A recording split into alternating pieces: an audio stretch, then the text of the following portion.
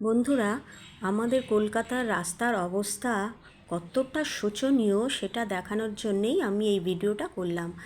তোমরা দেখতেই পাচ্ছ রাস্তায় খানা খন্দ ভর্তি, আর তার মধ্যে বৃষ্টি হওয়ার দরুন সমস্ত গর্তগুলো জলে ভর্তি হয়ে আছে।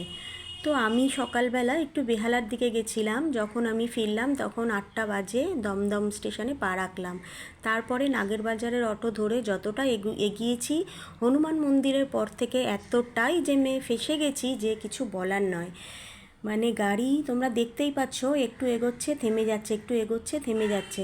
আমি ভাবছি যারা নিত্য যাতায়াত করে তাদের কতটা কষ্ট হয়। আমি একদিন বেরিয়েই এত নাজেহাল হয়ে ঘরে ফিরেছি যে বলার নয়। তাহলে যারা রোজ প্রতিদিন বেরোয় তারা কতটা লড়াই বা যুদ্ধ করে বাড়ি ফেরে এই গরমের মধ্যে।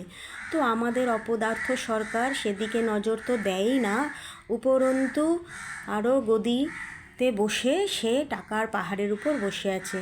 তো বন্ধুরা, এই ভিডিওটা তোমাদের সাথে শেয়ার করলাম, তোমরা শেয়ার করে আরও